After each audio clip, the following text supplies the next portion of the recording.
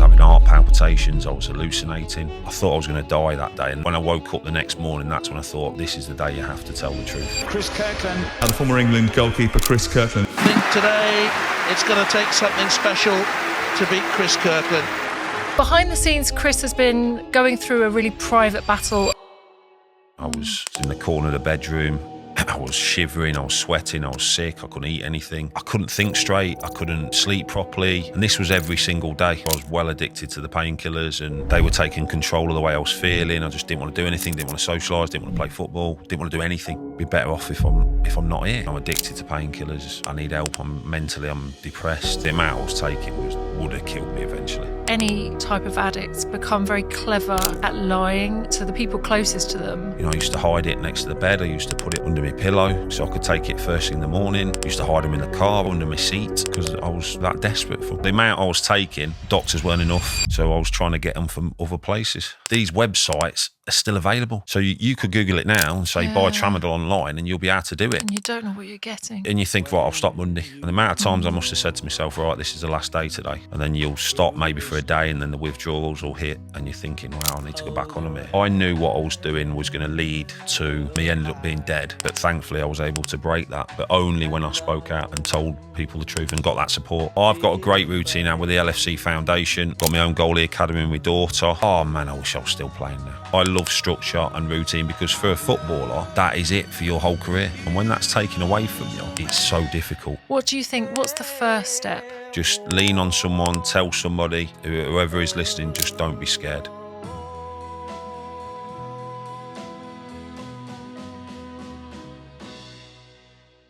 Welcome to After the Final Whistle with me, Alison Bender, where we talk about life beyond the pitch. We're proudly supported by Samaritans who've given me training, so when I'm covering topics relating to self-harm or suicide, they're covered with care and sensitivity.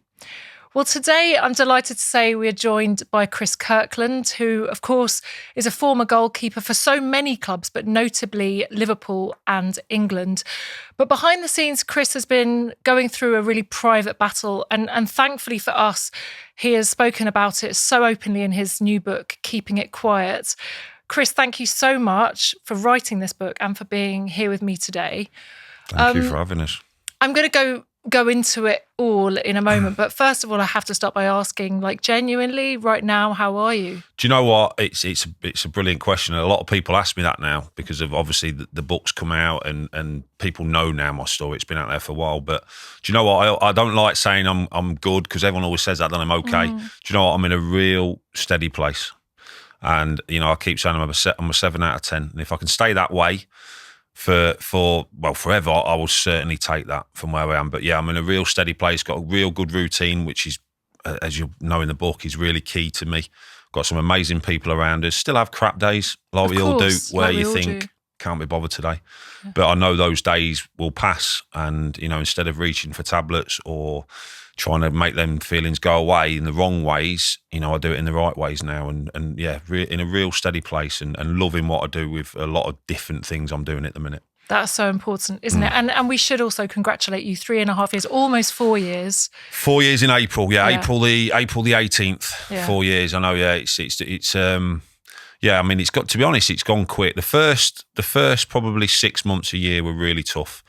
And listen, still to this day, I have cravings, but the first 6 months were really, really difficult. Yeah. But what we put in place this time with the drug test, I keep saying it. People ask me, what's the one thing that you wouldn't go without now and it'll be the drug test. So because it's the ultimate accountability, isn't it? There's no hiding can't place. Lie. No, you can't lie. Yeah. And with addiction, if there's a way for you to lie, it will find a way for you to do that. So yeah, the drug test at home, my wife and daughter can randomly test me anytime. They don't tell me when. But they knowing they're at home, and people say, well, why? Knowing they're at home and knowing that if I did get hold of any and they'll test me and it's positive, seeing their devastation on their faces is what drives me to stay off them. That's and it's amazing. Worked up to now, yeah. Yeah, amazing. I think the title of the book is really apt, Keeping It Quiet, because we know that football culture is, it covers a bit of shame, I guess.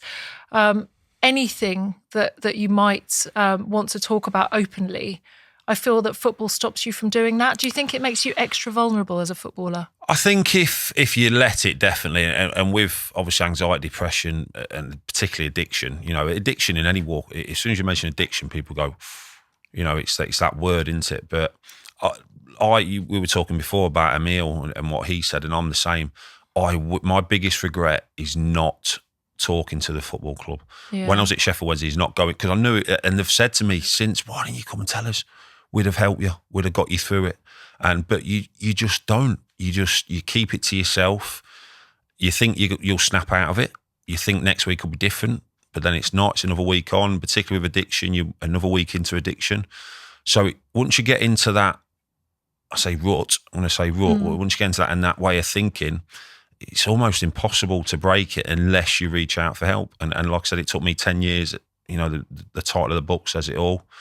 But when I did speak out properly and told people the truth, because I went to rehab in 2019, but it was for the painkillers and anxiety and depression, but I never told people about the painkillers until I did and told them the real truth. And when I did, the weight just fell off my shoulders. And then I felt as though I could get through it. And it still doesn't fix everything. It's still, as soon as you admit it, it doesn't solve everything.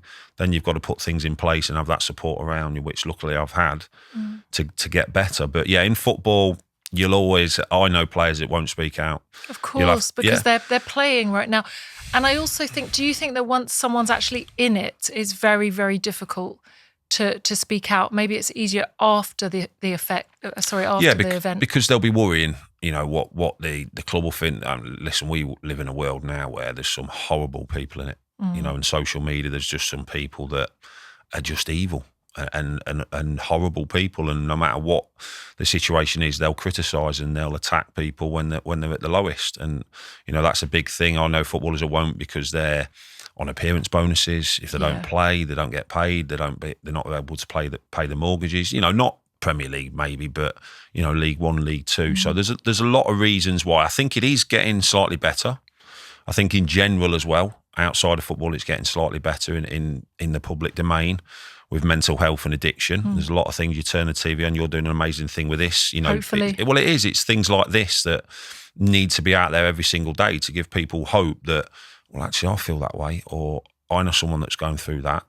And it gives them hope that they can get through that, or the person they know can get through whatever they're going through. And I feel like footballers are more vulnerable because they travel a lot from club to club. They're constantly adapting to new managers, new teammates. And I also really feel for the ones who've come from abroad, because they're landing into a completely different culture. I mean, we've had rain every single day of 2026. And I know we can make light of that. But if you're from a different country, a different culture, it's really tough. I always think about it as if I love home. Yeah. So I'm a home person. And if I was to move abroad for football reasons or a different country, I would proper panic. I would think, wow, I wouldn't be used to my familiar surroundings, and it must be so difficult. And particularly because a lot of them probably come without the families, or they do come with the families, and they've got to find schools, they've got to find, but I'm on about these people again that they don't care about that, some people, and they'll say, well, he's a footballer, that shouldn't matter. But Gerard Hulley always used to say it, if you're happy off the pitch, you're happy on it. And he always used to come in, how's your partner, how's your kids, because he knew that if that side was sorted, you would play better. So it is really, really difficult. A lot of lads travel, as you said, they're in hotels, they go on loan, they're away from the families. I was only away from we were quite lucky when we moved up in 2001. I was at Liverpool for 5 years, Wigan for 6 years. So 11 years, we lived within 15 minutes of both. And when I went to Sheffield Wednesday, Lucid started school. We didn't want to commute. I didn't want to move because it was only a year contract. Yeah. So I commuted, and that's when I really started to struggle, because everything I'd been used to at home and everything outside of football was different. We'll get into that some more, but I just want to, because you referenced Emil. Obviously, we're talking about Emil Heskey. And it's so sad to think that when he was at Liverpool, he'd gone for a record fee. Often that's another big pressure as well, isn't it? And he had all these amazing footballers around him, both for England and for Liverpool. And he was coming home and crying on his bedroom floor because he was lonely, and he said he was a shy guy. Yeah. And to think that you were playing with him and both of you had your demons, if you like, but you just weren't able to reach out. Isn't that sad? Do you know what? I'm really close to Emil, as you know from the Lovely book. He's an amazing guy, one of the best I've played with, and somebody I'd have on my team sheet first out of probably anyone. But yeah, knowing that, I mean, he struggled when he was at Liverpool. I didn't. I struggled when I was at Later. Wigan. Yeah, when we were together again. But I would have never in a million years said he was struggling at Liverpool because he was always smiling. He was always around. The lads loved him. Everyone loved him in the dressing room. And I would have never in a million years said he was struggling. And hearing that now, and I've known that for a while now, it's heartbreaking because he's such a wonderful guy, but he didn't speak out, and I didn't when I was at Wigan. I'm sure he says the same at Wigan. He probably had no idea what I was going through towards the end of my Wigan career, and then when I left and went to Sheffield Wednesday. And even more than that, he said to me that only in the last 2 years, which is really recent, has he been able to pick up the phone to a mate that he's known since he was 14 and actually talk about the problems. And he said he does it in a banter way, like they'll laugh. But men, there's definitely a thing, isn't there? Men find it really hard to open up and share their feelings with a mate. Are you the same way? Not now. Yeah. Before that, I mean, I never really struggled with anxiety or depression until I went to Sheffield Wednesday. You have your down days and stuff like that, but it wasn't until I went there. But yeah, I mean, I do it now. If people ask me at work, or when I'm doing something, how are you? And I'm having a crap day, I say, I'm having a crap day today, but I'll get through it and I'll go again tomorrow. Whereas before, everyone always does it. Morning, how are you? Yeah, I'm good. I'm okay, thank you. Even when they're not. Will it ever change? It's getting better, but there'll always be that stigma around mental health and addiction. But it is definitely getting better. That's a tricky one, isn't it? I often think about that when you say, "Hi, hey, how you doing?" You don't really wait for the response, do you? It's just it's a natural thing that we do. Yeah. And when there's been times that I'm actually going through something tough, I feel so disingenuous. I hate saying, "Yeah, I'm fine." I'm okay, yeah. We almost need to sort of make the conversation different, the way that we ask about how a person is, perhaps. Yeah. But yeah, you're right. But I think it is definitely getting better. Like I say, you're doing stuff like this. There's something on the news, the radio every single day. Won't help everyone. You're not going to fix everyone's problems, or you won't get everyone speaking up. But it certainly is, the amount of messages I've had off people close to me that I had no idea were struggling as well. But now I think when you've been through it as well, you look for things now as well. So you look for things, and I've always said the eyes very rarely it tells you everything you need to know, the eyes. Interesting. So, and responses and people looking down. So I'm very conscious of that now, and I think I've got quite good at reading people and knowing when they're not right when they're saying they are. Interesting. I want to get into something that really stood out in the book. The first time you said it, dogs stood out. Not the dogs. Not the dogs. I'm a dog person as well. And then you repeated it a few times, but there was a clause in your contract that said if you were injured for 4 consecutive games, your contract would be terminated. I feel like that must have weighed so heavy on your mind as a footballer. Do you know what? It didn't. Oh, really? It didn't, because I knew that I was fit. So when I went there to Sheffield Wednesday, I knew that I was fit as a fiddle. So I had no worries at all. So I knew I would, and everyone was telling me, the ones that, you can't do that, you can't sign that. And I was saying, well, I know it's not going to be an issue. Yeah. And it was ironic that 2 days before the first game for Sheffield Wednesday, I got a twinge in my back. And I was thinking, but then I did think, if I don't play here on the weekend, then everyone's going to start saying, oh, he's injured again and stuff. So I got all the painkillers and they helped with that. I played every single game that season and the next season as well. But the clause got took out after after 10, 15 games. I do feel those are perhaps dangerous clauses because, and also the language that fans use towards players they love. Oh, I'd play him if he was 50% fit, which is encouraging players to play through pain, to take painkillers, injections. Yeah. I mean, listen, I was on a basic wage and an appearance. A lot of players are, particularly in the Championship. League One, League Two, definitely you get paid. Your wages will be topped up, probably more or less doubled if you play. So there is huge responsibility and pressures on people because they've got mortgages, they've got bills to pay. Again, I'm not on about the Premier League because the money's different in the Premier League. But there is huge pressure on players to make sure that they do play. And that's probably a massive reason why they don't say they're injured or they don't say they're struggling mentally, because they need that appearance money to pay bills, to pay mortgages. It's sad. And just to kind of explain everything a bit better, I suppose, so you were obviously taking the painkillers because you were suffering pain in your back. I was, but then it turned into something else, didn't it? You found that they eased your anxiety when you were travelling. Yeah, and I was taking them more for that. Yeah. It wasn't listen, the back's always been an issue, but it's never stopped me from, I played near for every game at Wigan, left Liverpool. Yeah, I had the back operation at Liverpool. Come back from it, played, got out again, injured, broke my wrist, broke my finger. The back's always been a slight issue, but not as bad as what people say. Right. When I went to Wigan, it would flare up. I'd be in agony, but I'd play the next game still. So I went to Sheffield Wednesday, played every game more or less for 2 years when people were saying, well, he can't do that. And by the way, I was travelling to and from Sheffield every day. I was in the car every day. I was training, I was playing. And the Championships is the most unforgiving league. It is. So, but listen, I still get issues now on my back where, like everyone does. But it was more they helped with the anxiety of being away from home. I struggled when I went to Sheffield Wednesday thinking, I can't do this. I'm away from home. I'm not going to be back. I'm not going to pick my daughter up from school. I'm not be able to drop her off in the mornings like I used to. Walk the dogs. It was that side of stuff, and I was proper having anxiety about that. And the tablets help calm me down, which they shouldn't do because they're not for that reason. But for me, they did. But when do you think that then you realised that was actually a problem? Because obviously you're taking it, you're feeling good. How long did it take, or was there a moment where you thought this is not right? Well, at the start, I just thought, well, I can just take these when I'm going to and from Sheffield or when I have to stay over occasionally, which I did.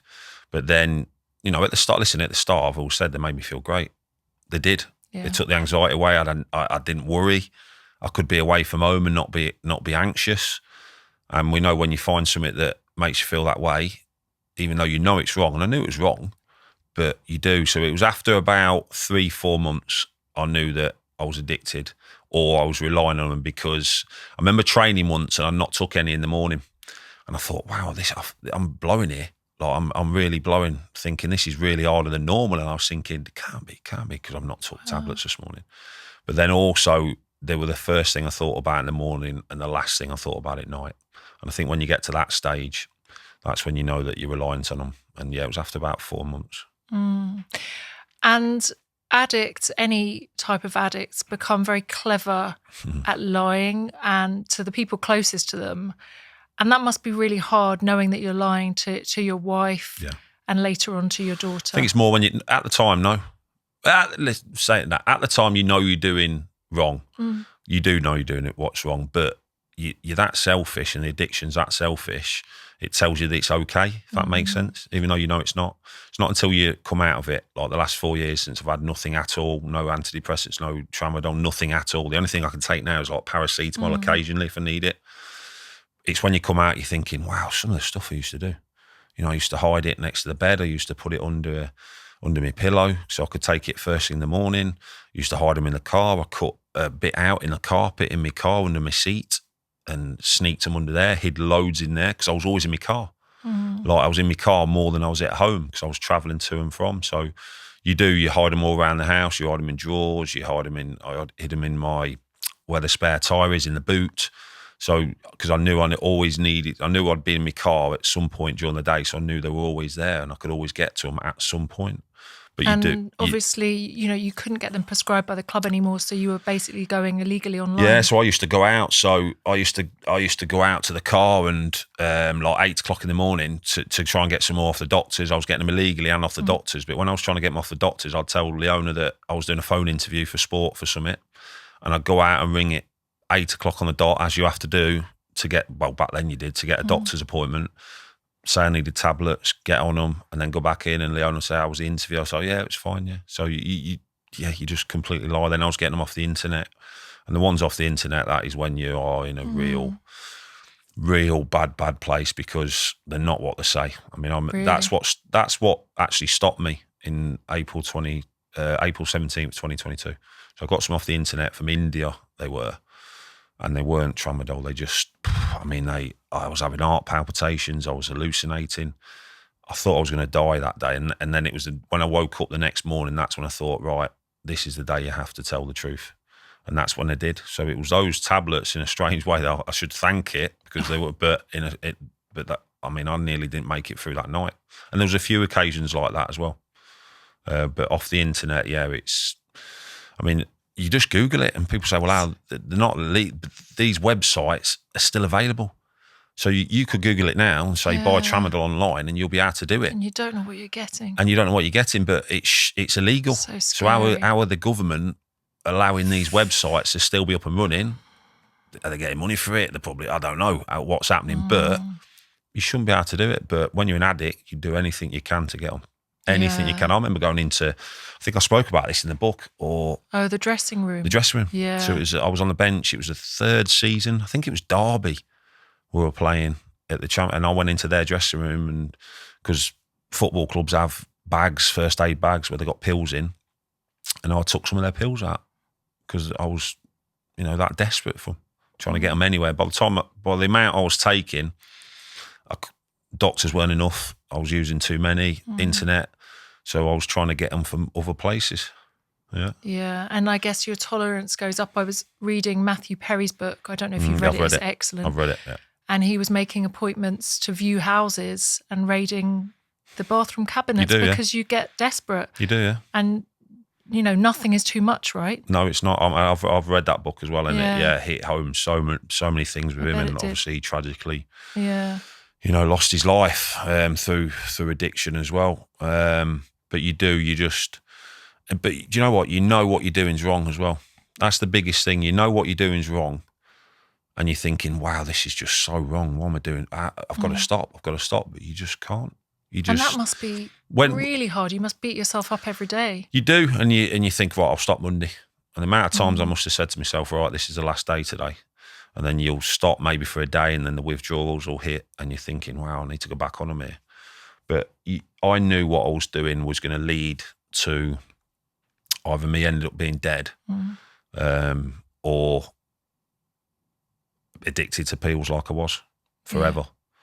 Yeah. So, but thankfully I was able to break that, but only when I spoke out and told people the truth and got that support. And I know a lot of people haven't got support around them, which is the sad thing with addiction. Well, Matt Perry didn't have family. No. I mean, your wife has been your rock by the sounds of it. She has, my friends, my wife, we've been together 27 years now.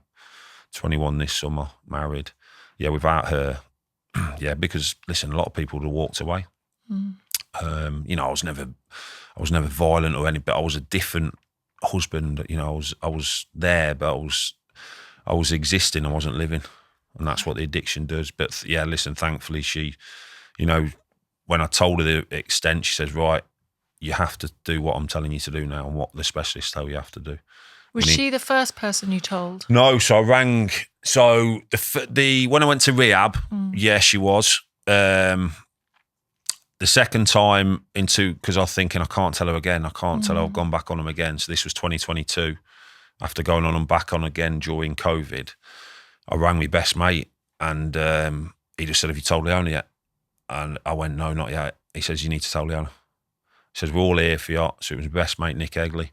And he just says, "Listen, you've been through it. We can get you off them again, but you've got to ring Leona." I rang her, and she knew I wasn't right. She said, "I knew you, but I needed you to tell me." Yeah. I didn't want to confront you and say, "Look, you need to admit yourself first." And as soon as I did, she just put her arms around me and says, "Right." She was in Scotland actually, and they drove home.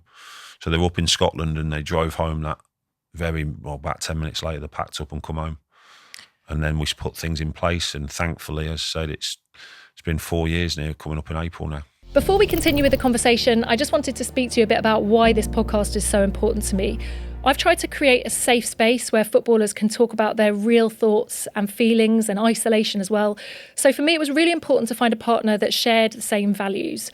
Johnston's Paint really care about their customers. They work with tradespeople who often graft alone, so they can really feel that isolation. They've also been a part of the football world for years with the Johnston's Paint trophy, so it made complete sense. An open space for sharing feelings, for talking, and for reminding people you're not alone. So After the Final Whistle is delighted to be partnering with Johnston's Paints. Okay, on with the conversation. We often talk about rock bottoms, and often they help you to seek help. But I know there was a really poignant moment that you spoke about in your book when you were in Portugal and feeling very isolated by the sounds of it when you were up on the balcony watching your teammates. Yeah, well, I left Preston in 2015. By this, I was at like the height of my addiction. And I was going to sign again I went into sign on the Monday and then they changed their mind. So when you're feeling bad anyway, and when you get these knocks, even though I didn't want to play anymore, you still take it like, well, they don't want me anymore. Nobody wants me. So you take it personally. We just lost our first dog, Max, not long before that. As you know, I love dogs. Yeah. Lost him. We lost a family friend to cancer. So all this happened in a short space of time. So I signed. I was going to stop. And then the professional thing kicks in again, right? It's all you've done. Just give it another go. Give it another go. So I went to Bury and thought, as soon as I signed, I thought this is just going to end really bad, this. And I knew they were going on pre-season tour in about 10 days' time. And I was thinking, I don't want to go. I don't want to be away from home. How am I going to get my tablets? What am I going to do? All this sort of stuff. Ended up getting on the plane. I don't know how many tablets I took. I took so many to get on the plane and got to Portugal. And I was just thinking, I don't want to be here. I want to be back home. And I was on the top floor of like an apartment block, and I was just out there one night thinking, I can't feel this way forever, because it was just like I couldn't think straight. I couldn't sleep properly, and this was every single day. And I was obviously knew I was well addicted to the painkillers, and they were taking control of the way I was feeling. I just didn't want to do anything, didn't want to socialise, didn't want to play football, didn't want to do anything at all. And I was thinking, I can't feel like this for the rest of my life. So it'd be better off if I'm not here. And yeah, just stood on the roof, and I must have been stood there for about 5-10 minutes, and I was watching people go by, and then like you'd sway and thinking, what if I fell now, or should I jump? And then I just felt a pull back, and there was no one there, but I knew it was, my wife and daughter, and I rang her straight away. It was like 2:30 a.m. And I just said, I'm on the roof. I'm addicted to painkillers. I need help. I'm depressed. And I flew home the next day. She says, get home. And that was the first time. So that's when I got off them in 2016. Went back on them about a year later. Ended up in rehab 2 years after that. And then got off them again for about 6 months, and then went back on them during lockdown. Yeah, it's a constant battle. And I know lockdown was devastating for so many people in that respect. It was, yeah. And I think everyone loved it the first couple of weeks, didn't they? Because you didn't have to go whatever. Sunshine and but then when you're not in, you can't do your routine, and you can't go to the gym, you can't do this and stuff you've been used to. That's when I went back on them, and I was getting them off the doctors, getting them off the internet, getting them delivered, getting them dropped off, and that carried on then for another 2 years or so. Talk to me about going into rehab, because that's a really big step. And I understand not everyone has that available to them. And in many ways, you're very lucky to be able to do that, to go on a residential. But that drive with your wife and your daughter must have been really hard for someone who loves home. Do you know what it was? But also it was easy, because in 2019, I knew I needed to do it. Like, and Leona said, you need to go to rehab. So we rang the PFA and the Sporting Chance, but there was like a 3.5-4 month waiting list. Wow. And I said, I can't wait that long. So we just Googled rehab places close to the northwest, because I didn't want to go too far away, and found Parkland Place in Colwyn Bay, and I was in there the next day. And it's scary, like, because I was going to walk out after 2 days, and because you go into group therapy in the morning and you listen to all the stories, and you sit there thinking, I'm not that bad, or that's not me, or even though it is, you're sitting there kidding yourself, because there was people in there for alcohol, cocaine, gambling. I think I was the only one in there for prescription drugs at that time. There was somebody in the week before that had just left. So I just said to Leon, I said, I don't like the group sessions. I'm not going to them anymore. She went, you are? She went, you are doing? She says, you need to do everything they tell you to do. She says, you're not coming back. You cannot come back. He says, because these will kill you if you don't get sorted. So I did. And after about 4 days, I loved the group sessions. I got engaged, and then you did one-on-ones in the afternoon. So I was in there for about 3-4 weeks. And what they did was, because I said, listen, I don't think I can stay here and not go home. So they tailored a program where if I needed to go back home, I could drive home, come back the next morning, drug test you. I also said, listen, I need to do exercise. I need to go out and walk. So again, they bent over backwards in there for us. So I'd go out for a walk for 2 or 3 hours. I'd come back in, they'd drug test me. So they said, anytime you're not in this place, we need to drug test you. And we did, and it worked. But I don't think I'd have been able to do it if I wouldn't have been able to do that side of it as well. But then in the end, after about 10 days, I ended up staying because I knew how much good it was doing me. And I was in there for about 3.5 weeks, 4 weeks in total. And then come out, everything was fine. Then I started to miss football, miss a routine, tried to make a comeback, body weren't having it. I'd been out for too long then. So I went back on them. Yeah. Yeah, because I could get away with it. That's the problem. And that's why when you were finally accountable with the drug testing, that's kind of the only way. Again, the regrets I never spoke out in 2012 that I was struggling mentally. Never told people about addiction, but the biggest one is not putting them drug tests in place. Because when I come out of rehab, they said, look, do the drug tests at home, and just thought, no, I'm not going to do them, because I probably thought I'm going to go back on them. Secretly, you wanted to, or not so secretly, you do, But in 2022, I knew that was if I didn't do it then, I wouldn't be sitting here now, because the amount I was taking would have killed me eventually. I mean, the amounts I was reading in your book, up to 2,500 milligrams. A day, Which... Plus with Solpadeine as well, plus with cocodamol. So I was taking all of it together. I was on antidepressants, I was on all sorts. And that could only carry on for so long. And it would have killed us. And I know at one point you did something which was quite drastic. I know the doctors don't always recommend it, but you actually did a cold turkey, didn't you? And you locked yourself in your spare room, and your wife and child were helping. How tough was that? Well, I did it when I got off them in 2016. I wasn't as bad as I was when I was in 2019, 22. But I went cold turkey then as well. No, I weaned off them. Sorry, the first time. So I weaned off them right down until like one tablet. The second time, 2019, I stopped completely, and I was fine. And that's why I did it again in 2022, because I thought, well, I was okay. But wow, it was completely different. I was in the corner of the bedroom. I was shivering. I was sweating. I was sick. I couldn't eat anything. I was hallucinating for about 4 to 5 days. And then it started to ease gradually. And it took about 2 or 3 weeks before I started feeling normal again. But and that's another thing now where I think if I did go back on them, having to go through withdrawals again, I don't think I could do that again. But my wife was checking on me. She was coming in. She had to sleep in the spare bed because I had restless leg syndrome. I was kicking my legs out. I was sweating. I was hallucinating. She'd come in during the night check. I was still breathing. Wow. So but we knew what we were going to go through, and the doctor said, look, we don't advise that. But I just did not want to put another pill in my mouth. I just said, I don't want to wean off. I don't want to put any more pills in my mouth. And we did things. I had cold showers 5 or 6 times a day. I was having cups of tea with sugar. I was going, and then eventually after a few days, I was going out for walks, because that did help. Even at the start, it was the last thing I wanted to do. But after 10 or 15 minutes, made you feel a little bit better. But that was just, thinking about it now, it was horrendous for about 10 days. Wow. That's incredible that you had the strength to do that. Did you ever try and stop? Did you ever say no? Well, no, because before that, so when we were going through them, so we got the drug test at home. Leona come into the doctors and says, if he rings you, do not give him any pills. Okay, right. You speak to me. So we put things in place, told the postman not to give me envelopes or parcels. Yeah. Couldn't answer the door. So we did things to not fail this time. If I couldn't go out on my own, so I'd have to have one of the girls with me at all times. So we did things because we knew it was going to be tough, but I never knew it was going to be that tough. It was the withdrawals that time were just most painful thing I think I've been through.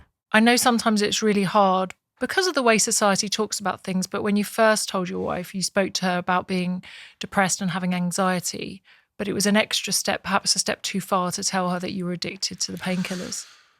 Yeah, and to the extent she knew there was an issue. The first time in 2016, I blamed it more on the depression and anxiety and said, look, I've been taking painkillers as well, but never told her to the extent it was. Do you think that's perhaps because in the back of your mind you wanted to keep on going, you weren't ready to give up? And because I was ashamed as well, I think, and embarrassed. But probably that as well, Probably knew that I was going to go back on them because even though at that time, at the start, they made you feel great.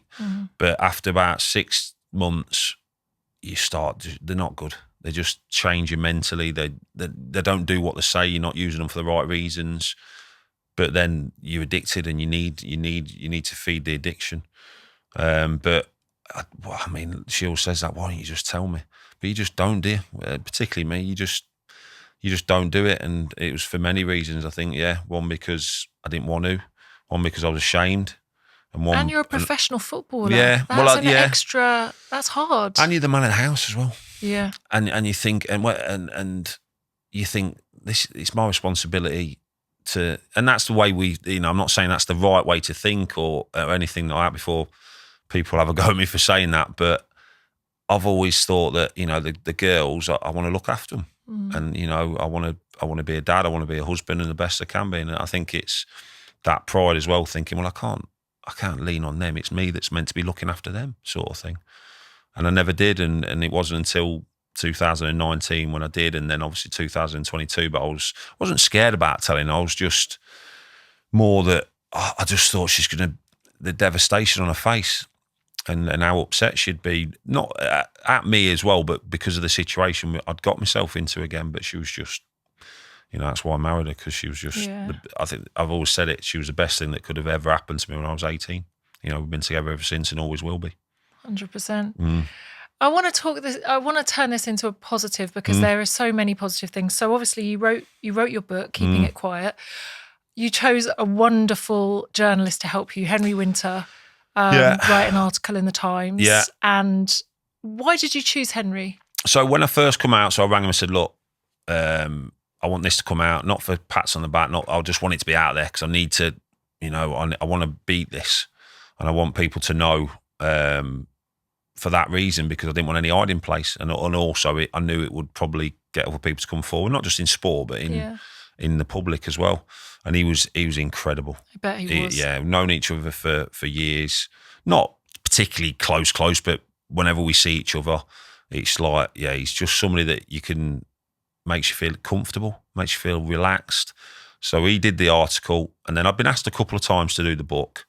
And I thought, no, I'm not doing it. But then this time, Terrace Tales and Rob Careless and Simon Goodyear, they rang and said, look, you need to tell this story.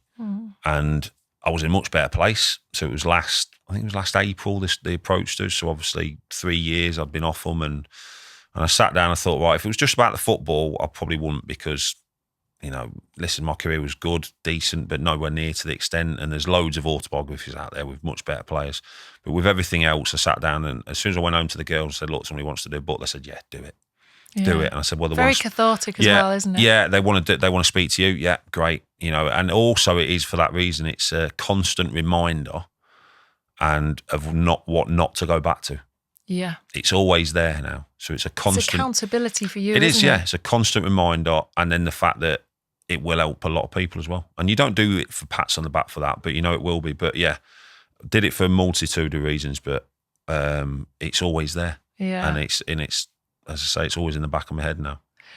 When Henry spoke to you, he said he could literally see the weight coming off your shoulders. Did it feel that way as you started to talk to him? Yeah, we met it was the Haydock Thistle in the Haydock, and as soon as I started talking, it did.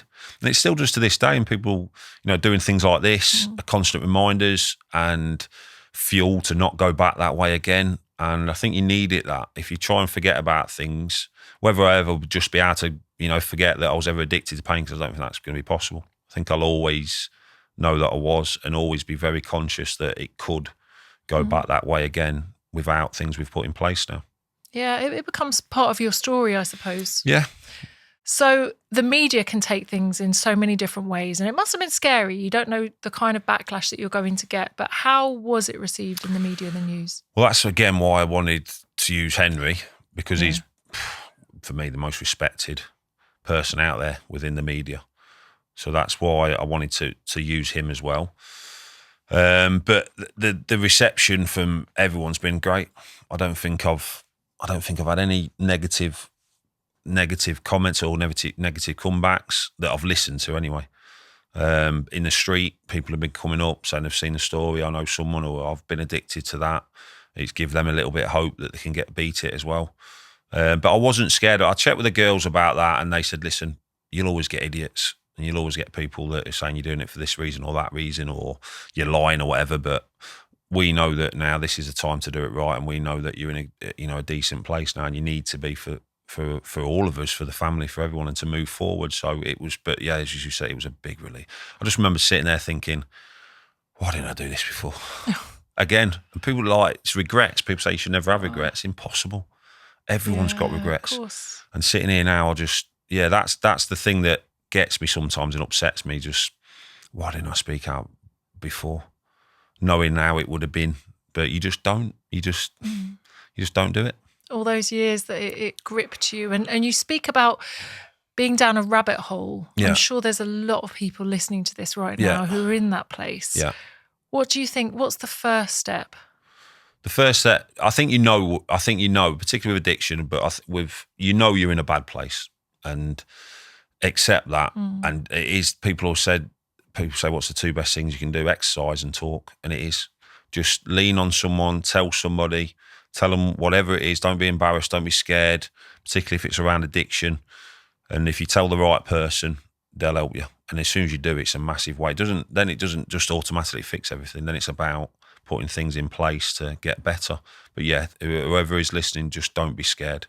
Tell someone, if it's somebody you know, if it's a work colleague, friend, somebody in the gym, somebody you don't know, just tell somebody. And when you do that, hopefully you'll feel the big relief that most people do when they open up.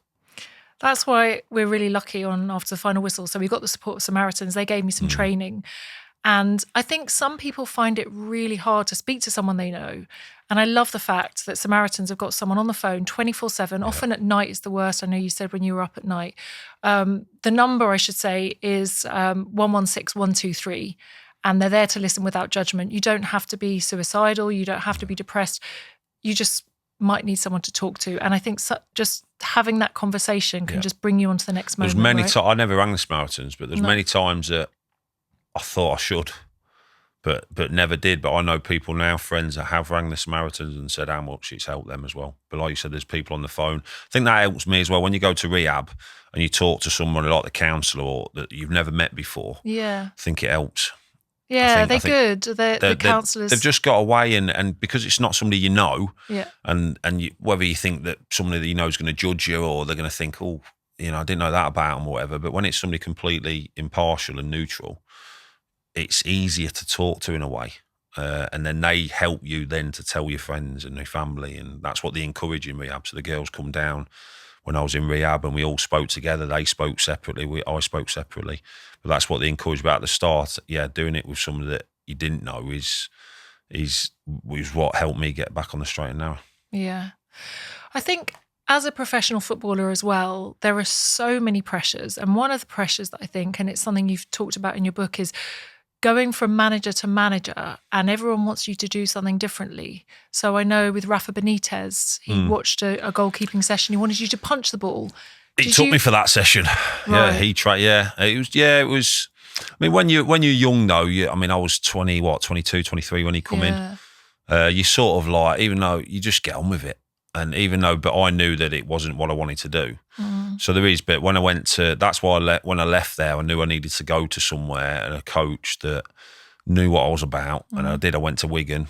I had Paul Jewell, Gary Walsh was the goalie coach, and as soon as I walked through the door, I just felt comfortable. And they got my career back on track. Steve Bruce then come in with Nigel Spink, but then Roberto Martinez come in again, and it went back to the old way. So listen, and he's a very intense guy in his training, I know. So that would have been a culture shock. It was more the well. goalkeeper training. Right. It was more because the goalkeeper training you are with your goalie coach more than you are with the outfield team. But yeah, I just, what got me to Liverpool and at Coventry with Oggy and Jim Blythe and Joe Corrigan when I went to Liverpool, had suddenly stopped, and it was trying to change you and turn you into someone else, and I just didn't like it at all. Didn't because it wasn't me. And we see that a lot now. I mean, it's something I think about a lot because goalkeepers now are being told to play in a completely different way to the way they would have played as kids, right, when you're playing for fun. Yeah. And I think there must be a lot more emotional pressure on players than people think, right? Yeah, I mean, outfield players, goalkeepers, it's the most unforgiving position on the pitch. I mean, I think it's starting to turn back a little bit now, whereas I think 2 or 3 years ago it was play out from the back no matter what. I think it's starting to turn a little bit now. But yeah, I mean, I was never on social media when I played, and I was glad I wasn't. But the spotlight now on players, and it's more of a business now, isn't it? You see, the manager's gone again today, and it's football has got asked this the other day: is football as good as it was? No, it's not. Football, you look back to I call it the Barclays era, or to 05, 06 up to... My favourite era. Yeah, it was. And I think it is a lot of people's favourite era. Yeah. Listen, it's still good, don't get me wrong. But I think I've seen a lot more now saying that football's it just feels different now to when it used to, or when we played. And people say, you're just bitter because you're not playing anymore. It's not that. It's just, I think if you ask fans that have watched it for years, your Armies, your Rooneys, your Shearers, your Roy Keanes, your Giggs, your Beckhams... You go back to them eras, it's, for me, I like old school as well, me. Me too. And Emil, got to mention Esky as well. Michael. Oh, amazing. Yeah. So many, and Michael's going to come on the show as well. I mean, this is called After the Final Whistle, and we are supposed to focus, obviously this was a really important, much more important message, but about the retirement and how that hits you. You were really lucky because you've been able to stay in coaching, so you're in that football environment. Yeah, that is tough when players come out. That's a big, big thing. So if I speak to players now, I say, plan for after. If you don't do it after, then you don't do it. But yeah, I've got a great routine now with the LFC Foundation. I love that community ambassador role with them. Got my own goalie academy with my daughter. So I need to keep busy. I need routine. I need to exercise every day. So I know if I don't do that, I could struggle. And listen, there's days where I do struggle still mentally and nothing works. And it takes you time to realise that that's okay. Even though it's not, you don't want to feel that way. You get through those days. But yeah, I love structure and routine because for a footballer, that is it for your whole career. You're told where to be, when to train, when your days off are, when you can go on holiday, when you eat meals, what time the train leaves, what time it's all routine, it's all structure. And when that's taken away from you, it's so difficult. It's so, even now on holiday, the missus will say, so in the mornings, they'll be like, right, what's the schedule today, Chris? Or Dad, what's the schedule today? Because they know I plan things out and it must drive them insane, but they know that's me. Yeah. So, but I need to know what I'm doing every single day, like timing wise, and I have to stick to that. Yeah, it makes complete sense. And I often think with footballers, when you were coming through the ranks, you played with some great players like a very young Jordan Pickford, Emi Martinez, who's now a World Cup winner. When you see them still playing at the top of their game, is there a little sting of jealousy, of envy? I would love to still. My I retired at 35. It's so young. I could have carried on till I was in my 40s, easy. Maybe not at the top level, but I say to the lads now, play as long as you can. But I was lucky because I started at 18, so I'd come through different eras as well, so I'd seen quite through the transition of different periods. But it was the addiction that forced you. The addiction forced me to retire. Yeah, again, that's another massive Sad. regret. Yeah, it is. Yeah, but man, I wish I was still playing now. I wouldn't have said that 4 years ago because I wouldn't have been in the right. But now, I wish I was still playing now. Playing the odd charity game and it's brilliant. Your body's not the same, and it takes you longer to recover, and you're sorer. But God, man, running out. I go to Anfield every game and.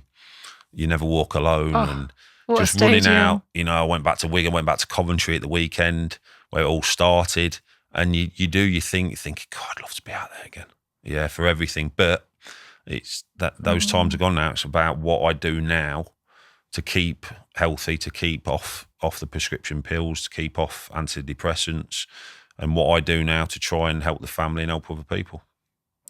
And the two big things then, talking, exercise, and the drug testing. It is. Yeah, it is. And people also, well, everyone always says that, talking, exercise, but it is. It's the best things you can do. It doesn't fix everything, but it could, and the drug test will always be there for us now. Always be there for us, and knowing, and I need them there as well. And I think the girls need them there for their peace of mind as well.